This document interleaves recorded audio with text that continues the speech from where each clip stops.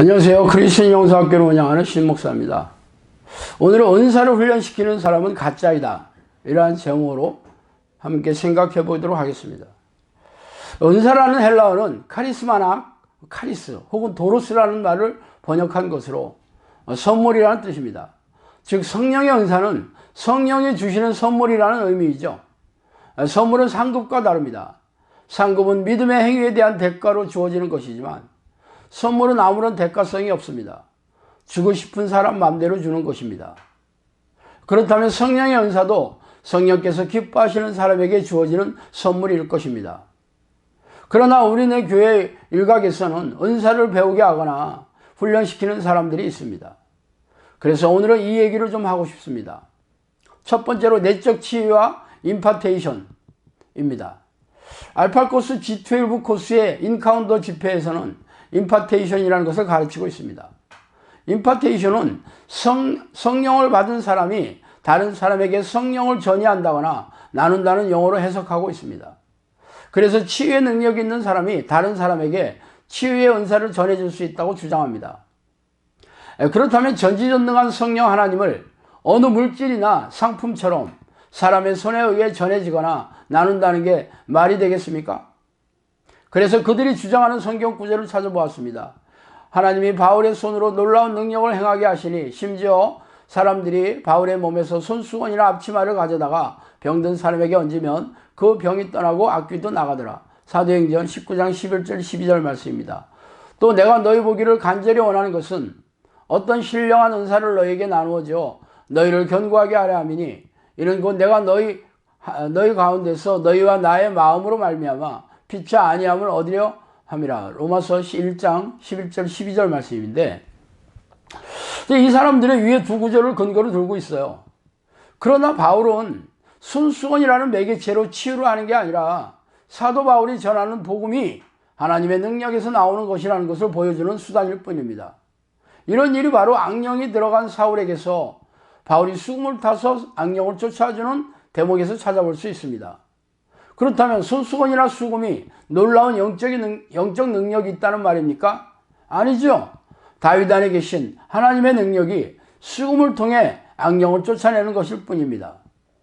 임파테이션을 아는 사람들은 대상자들을 쓰러뜨리거나 전율하게 하여 기이한 심리적인 느낌을 들게 하지만 이러한 행위는 은사주의를 표명하는 신사도 운동을 하는 사람들에게서 발견되는 귀신들의 속임수일 뿐입니다. 또한 치유가 일어나는 것에 현혹되지 마십시오. 치유는 기독교에서만 일어나는 현상이 아닙니다. 불교나 힌두교, 심지어는 무당이나 이단들에게서도 치유가 일어나고 있죠. 귀신들의 능력을 간과하지 마십시오. 그들은 하늘에서 불이 내려오게 하는 놀라운 영적 능력이 있습니다. 그가 찔리면 우리의 허물 때문이요 그가 상하면 우리의 죄악 때문이라. 그가 징계를 나음으로 우리는 평화를 누리고 그가 채찍에 맞음으로 우리는 나음을 받았도다. 이사야 53장 5절 말씀입니다. 자, 내적 치유도 마찬가지예요. 내적 치유가 우리네 교회를 휩쓸고 있은지 오래되었죠. 그들은 심리적인 고통을 내적 치유 방법을 통해 해결할 수 있다고 합니다.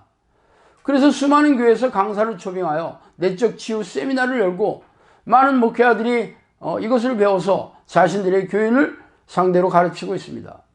그렇다면 심리적인 치유의 일종인 내적 치유가 과연 성경적입니까? 결론부터 말하자면 아닙니다. 예수님이 십자가의 보혈을 흘려주셨으므로 우리가 나음을 받았다고 성경은 말하고 있죠. 그런데 무슨 다른 방법을 동원할 필요가 있습니까? 바가지를 깨뜨리고 편지를 써서 불태워야 하는 퍼포먼스를 해야 하는 이유가 무엇입니까? 그것은 성령의 능력을 구하는 기도로서 치유가 일어나는 것이 아니라 심리적인 치유의 방법일 뿐이에요. 그러니 내적 치유가 세상에서 하는 심리 치유인 웃음 치료, 치면 치료, 꿈 치료, 미술 치료, 음악 치료 그런 것들과 무엇이 다릅니까? 또한 모 장로의 치유 집회에서는 질병이 나았다고 선포하라는 기도를 하는 게 치유의 방법이라고 합니다. 이런 기도 주문을 외우는 것이 성경의 방식입니까? 긍정적인 사고방식이나 자기확신, 자기암시가 성령의 능력이 내려오는 통로입니까? 절대 아닙니다. 이는 세상적이고 마귀적인 방법일 뿐입니다. 믿음은 하나님이 주시는 선물이지 심리적인 확신이 아닙니다. 성령은 믿음을 보이는 자들에게 믿음을 주십니다. 내 믿음대로 될지어다. 내 믿음이 크도다라고 말씀하신 이렇게 예수님이 인정하셔야 치유의 기적이 일어납니다.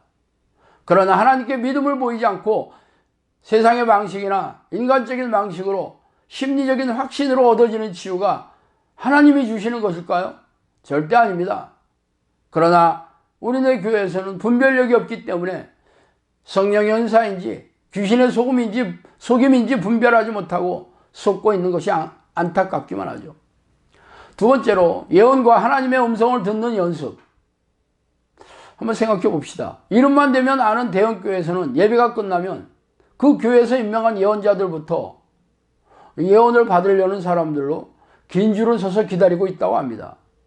그 교회에서 활동하는 예언자들은 죄다 그 교회에서 가르치는 예언학교를 졸업한 사람들이라고 합니다. 그렇다면 예언을 학습하여 예언자를 배출한다는 얘기가 아닙니까? 예언은 성령이 주신 은사입니다. 그러므로 학습하거나 훈련시켜서 예언의 은사를 받게 한다는 것은 터무니없고 비성경적인 일입니다. 그들이 잘 알아맞춘다고요?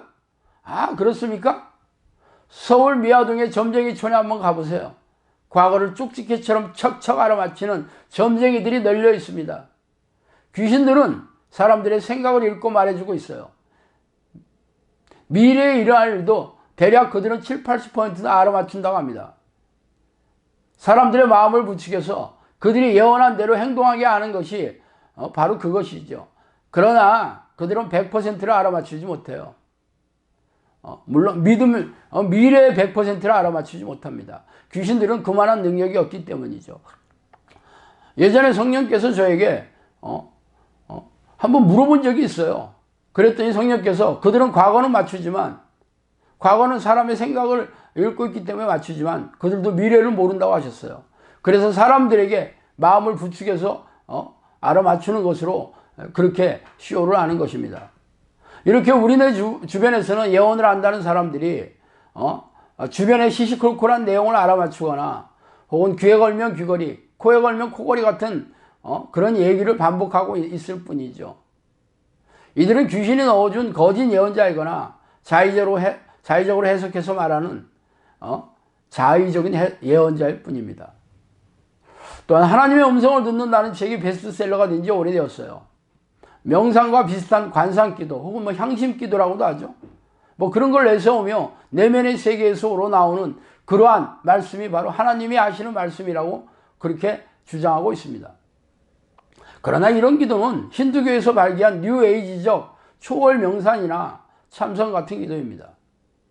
그러므로 이런 기도로 하나님의 음성을 듣는다는 것은 귀신의 얘기를 듣는 것일 뿐입니다. 성경에서 하나님의 음성을 듣는 것은 성경 말씀을 통해 성령이 주시는 깨달음과 예언, 꿈, 환상 등입니다. 이 중에서 사람들이 가장 많이 받는 방식이 성령께서 성경 말씀을 정해 주시는 깨달음입니다. 그러므로 성령이 내주하는 기도와 규칙적인 성경 읽기가 습관이 되어야 할 것입니다. 이러한 성경적인 방식이 아니라 묵상 기도를 통해 마음에서 떠오르는 생각을 하나님이 주시는 생각이라고 여긴다면 얼마나 위험천만한 발상입니까?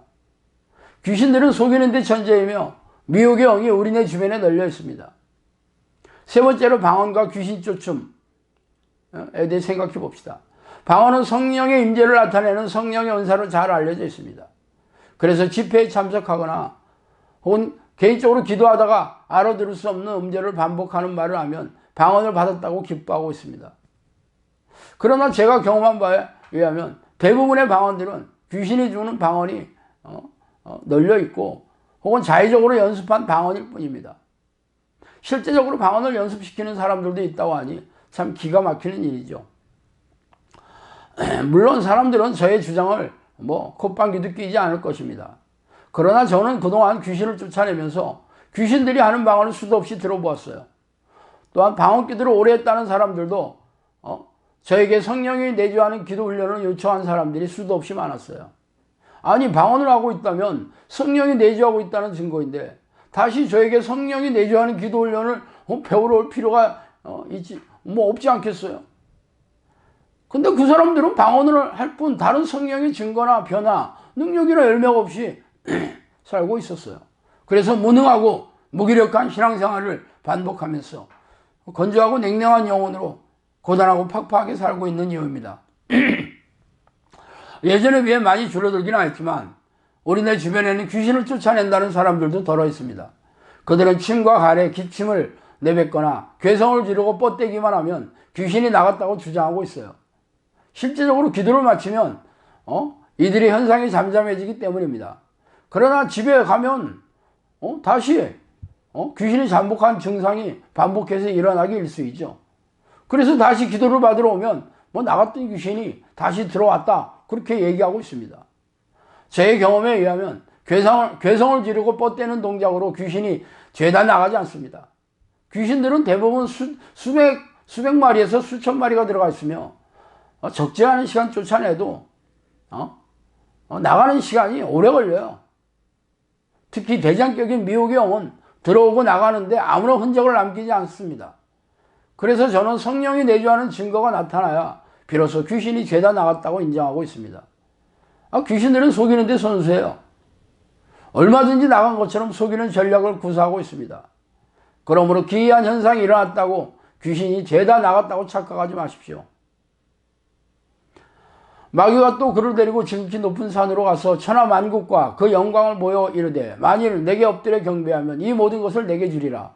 마태복음 4장 8, 9절 말씀인데, 이렇게 우리 주변에는 성령의 은사를 앞세워 사람들을 현혹하고 기만하는 이들이 널려 있습니다. 물론 그 자신들도 귀신에게 속아서 좀비 노릇을 하는지 까마득히 모르고 있을 거예요. 그러나 성령의 은사를 사모하는 사람들은 그들이 쳐놓은 덫에 걸려들기 십상입니다. 성령의 은사를 하나님을 기쁘시게 하는 믿음을 보이는 사람들에게 주는 선물입니다. 예수님을 3년 반 동안 따라다니며 배웠던 사도들도 예수님이 승천한 이후에 마가 요한의 다락방에서 열흘 남짓 전심으로 기도한 끝에 성령의 임재를 경험했어요. 그런데 우리네 교인들에게는 집회에 참석하거나 간단한 연습으로 성령의 은사가 주어진다는 게 말이 되겠습니까? 이런 곳에는 필시 귀신들이 우글거리고 있습니다. 예수님이 공생애를 하기 전에 광야를 찾아온 사탄이 예수님께 제안한 내용을 제가 금방 말씀드렸잖아요. 천하만국과 그 영광을 보여주며 이 모든 것을 주겠다는 제안을 하지 않습니까? 그러나 예수님은 뭐라고 얘기하세요? 우리들에게 내가 너희와 영원토록 함께 해주시겠다, 그렇게 얘기하셨잖아요. 그러나 지금도 사탄이 모아들인 귀신들은 엄청난 선물을 줄 것처럼 하면서 덫을 놓고 걸려들 것을 기다리고 있습니다. 그러므로 귀신과 교제하는 자들은 지옥의 가장 뜨거운 곳에 들어가게 될 것입니다. 그러므로 우리네 교회에서는 영적 분별력이 없어서 성령의 역사인지 귀신의 속임수인지 가르치지 않아서 줄이고 목 많은 양들이 광야에서 배회하다가 이들의 덫에 걸려들어 먹잇감이 되고 있는 것이죠. 참혹하고 섬뜩한 일입니다. 자, 오늘은 여기까지 하겠습니다. 감사합니다.